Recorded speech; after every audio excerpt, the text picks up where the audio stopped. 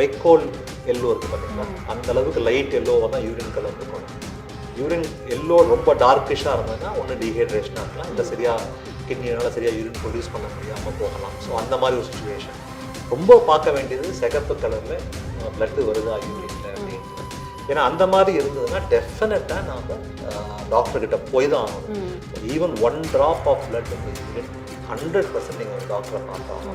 மற்றபடிக்கு வெறும் யூரின் கலரை வச்சே நான் ஒரு ஃபால்ஸ் சென்ஸ் ஆஃப் செக்யூரிட்டிக்கு போகக்கூடாது. நான் மறுபடியும் சொல்கிறது, கிட்னி 80% டேமேஜ் ஆகிற வரைக்கும் பெருசாக காட்டி கொடுத்தாங்க. நிறையா பேர் வந்து எப்போ ஃபஸ்ட்டு பயப்படுறாங்கன்னா, யூரின் ரொம்ப கம்மியாக போகுது சார், கை கால்லாம் வீங்குற மாதிரி இருக்குது, முகம் வீக்கமாக இருக்குது, இது எல்லாமே வந்து கிட்னியோட ரொம்ப லேட் ப்ரெசன்டேஷனாக டேமேஜ் ஆன ரொம்ப சிவியர் சிம்டமாக தான் இருக்கும். என்னை பொறுத்த வரைக்கும் உங்கள் உடம்பு எப்பவும் போல இல்லையா, கடைசியா நம்ம எப்ப நம்மளுக்கு செக்அப் பண்ணிக்கிட்டோம், நம்ம உடம்புக்குள்ள என்ன நடக்குது நம்மளுக்கு தெரியலையா, ஆனா நம்ம உடம்பு நம்ம முதல்ல மாதிரி ஒத்துழைக்கல, ஏதோ சம் இஷ்யூஸ் இருக்கா, better to get it checked. Robotics அதாவது ஏஎன்இயோட ஸ்பெஷலான ஒரு விஷயம் அப்படின்னு நான் கேள்விப்பட்டேன். அது சம்பந்தமா எனக்கு நிறைய கேள்விகள் இருக்கு, நம்ம பார்க்க முடியுமா சார்? அது தாராளமா வாங்க. யூராலஜியை பொறுத்த வரைக்கும் மெயின் உறுப்புகள் வந்து கிட்னி. அது என்னன்னா நம்ம வயிற்றோட ரொம்ப பின்பகுதியில இருக்கு. ரெண்டாவது யூரினரி பிளாடர், ப்ராஸ்டேட், இதெல்லாம் அடி வயிற்றோட உள்பகுதியில் இருக்கு. ஸோ அதை ரீச் பண்றதுன்னு சாதாரண விஷயம் இல்லை. எந்த சர்ஜரி பண்றதா இருந்தாலும் வயிற்றை ஒரு பாதிக்கு கட் பண்ணி இல்லை மேலிருந்து கீழே வரைக்கும் கட் பண்ணாதான் இந்த இடத்துக்கே நம்ம போக முடியும் ஓப்பன் சர்ஜரியில. அதோட மார்பிடிட்டின்னு அதோட எஃபெக்ட்ஸ் அண்ட் பாடி, அதோட it takes its own toll. 15 நாளாவது மினிமம் தையல் பிரிச்சு ஒரு 2 மாசமாவது ஆகும் மினிமம் அவங்க நடந்து திருப்பி அவங்க வேலைக்கெல்லாம் போறது. இதையெல்லாம் ஒரு சின்ன துவாரம் மூலியமா நாம் அப்ரோச் பண்ண முடியுமா அப்படின்னா லேப்ரோஸ்கோபி மூலியமா நம்ம அப்ரோச் பண்ணலாம்.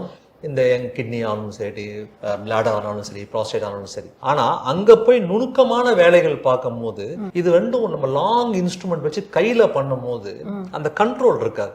ஸோ இதுக்கு ஒரு அட்வான்ஸ்டு வெர்ஷன் தான் ரோபோட்டிக்ஸ். சின்ன துளைகள் மூலியமா கைகளை செலுத்தி அந்த கைகள் நம்மளோட ஹியூமன் ஹேண்ட்ஸை மிமிக் பண்ணும். சுத்துறதாகட்டும், பக்கத்துல போய் தையல் போடுறதாகட்டும், இது எல்லாமே வந்து ரோபோட்டிக்ஸ் ஆர்ம்ஸ், அது அப்படியே ஹியூமன் ஆர்ம்ஸை மிமிக் பண்ற மாதிரி டிசைன் பண்ணியிருக்காங்க.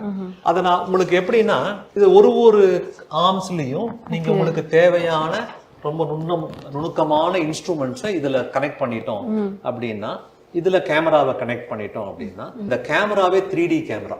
லேப்ரோஸ்கோப்பிங்கிறது ஒரு டிவில நம்ம பார்க்கும்போது அதோட 3rd டைமென்ஷன் நம்மளுக்கு கிடைக்காது. 2 டைமென்ஷன் தான் கிடைக்கும். 2 டைமென்ஷன்ல நம்ம பண்ணும்போது நம்மளோட மூவ்மெண்ட்ஸ் எல்லாம் it's very with experience and நிறைய கேசஸ் பண்ணதான் அந்த டெப்த் பர்செப்ஷன் வரும்.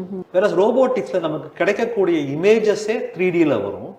10x ஜூம், சாதாரண கேமராவோட 10 மடங்கு ஜூமும் கிடைக்கும். ஸோ சின்ன சின்ன உறுப்புகளை கூட நம்ம நல்ல ஒரு ஜூம் பண்ணி பார்க்கலாம். நம்மளால ஹியூமன் ரிஸ்ட்டை எவ்வளவு தூரம் மாற்ற முடியுமோ அதை விட ஃபைன் மூவ்மெண்ட்ஸ் எல்லாம் அந்த ஆர்ம்ஸுக்கு உண்டு.